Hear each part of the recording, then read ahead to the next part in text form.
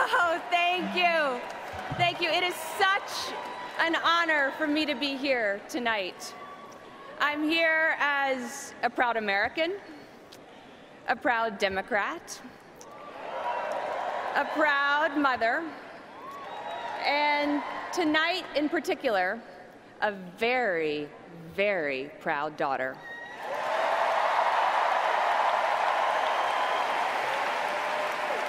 Mark and I can't quite believe it, but our daughter Charlotte is nearly 2 years old.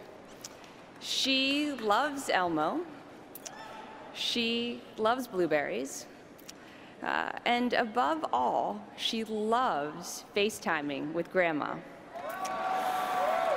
My mom can be about to walk on stage for a debate or a speech, and it just doesn't matter. She'll drop everything for a few minutes of blowing kisses and reading Chugga Chugga Choo Choo with her granddaughter. Oh, Chugga Chugga got an applause. Our son Aiden is 5.5 weeks old, and we are so thankful that he's healthy and thriving, and well, we're a little biased, but we think he's just about the cutest baby in the world.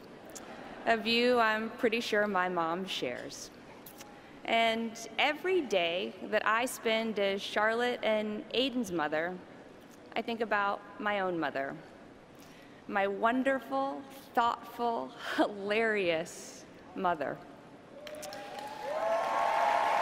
My earliest memory is my mom picking me up after I'd fallen down, giving me a big hug, and reading me Goodnight Moon.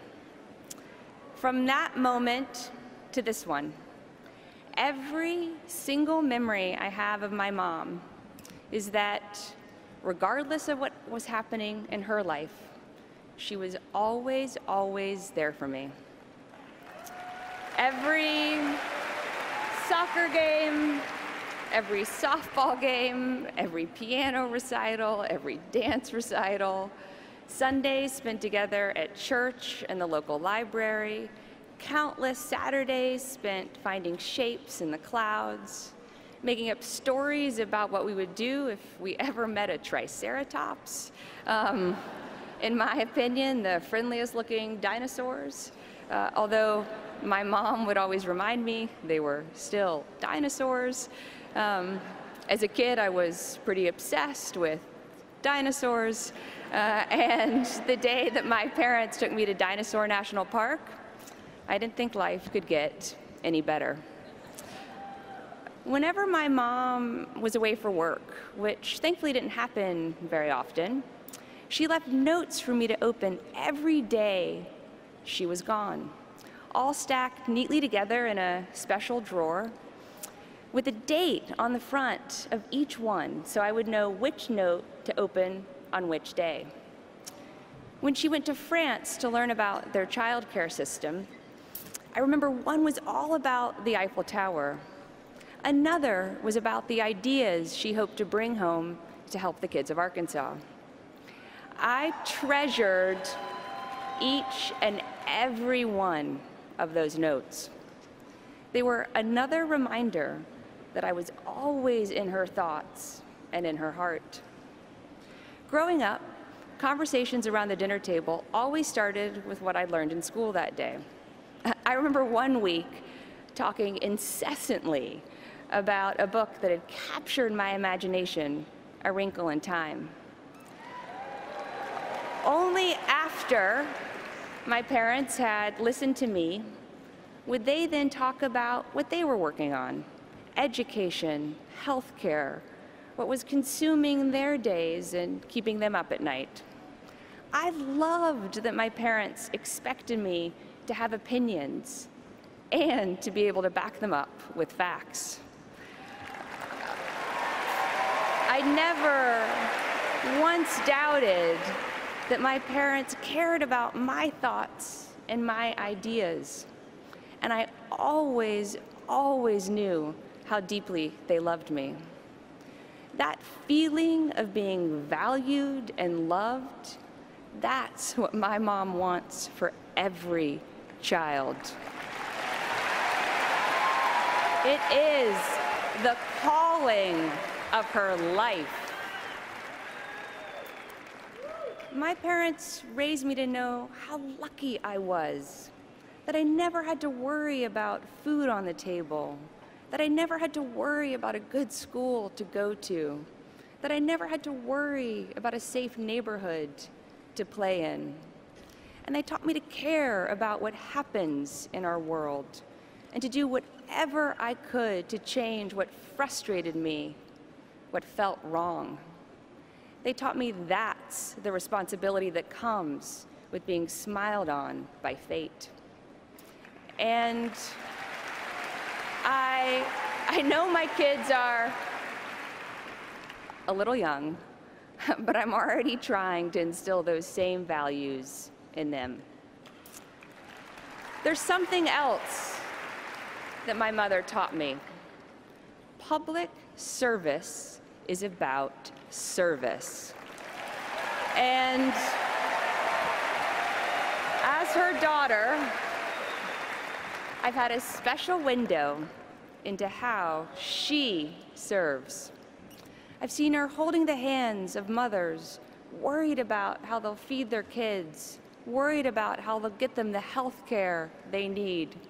I've seen my mother promising to do everything she could to help. I've seen her right after those conversations getting straight to work, figuring out what she could do, who she could call, how fast she could get results. She always feels like there isn't a moment to lose because she knows that for that mother, for that family, there isn't. And I've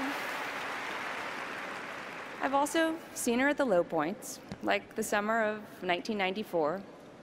Several people this week have talked about her fight for universal health care. I saw it up close. It was bruising. It was exhausting. She fought her heart out, and as all of you know, she lost. For me, then 14 years old, it was pretty tough to watch. But my mom, she was amazing. She took a little time to replenish her spirits. Family movie nights definitely helped. Dad, as all of you now know, liked Police Academy. My mom and I loved Pride and Prejudice. And then she just got right back to work because she believed she could still make a difference for kids. People ask me all the time, how does she do it? How does she keep going amid the sound and the fury of politics? Here's how. It's because she never, ever forgets who she's fighting for.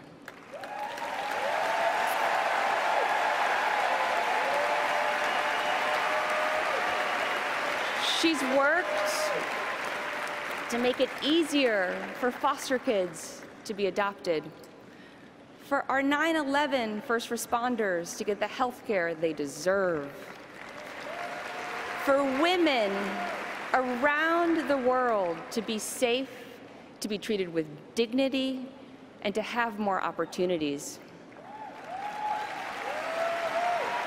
Fights like these, they're what keep my mother going. They grab her heart and her conscience, and they never, ever let go. That's who my mom is. She's a listener and a doer. She's a woman driven by compassion, by faith, by a fierce sense of justice, and a heart full of love. So this November, I'm voting for a woman who is my role model as a mother and as an advocate. A woman who has spent her entire life fighting for families and children. I'm voting for the progressive who will protect our planet from climate change and our communities from gun violence, who will reform our criminal justice system, and who knows that women's rights are human rights, and who knows that LGBT rights are human rights here at home and around the world. I'm voting for a fighter who never, ever gives up, and who believes that we can always do better when we come together and we work together. I hope that my children will someday be as proud of me as I am of my mom. I am so grateful to be her daughter. I'm so grateful that she is Charlotte and Aiden's grandmother. She makes me proud every single day. And Mom, Grandma would be so, so proud of you tonight.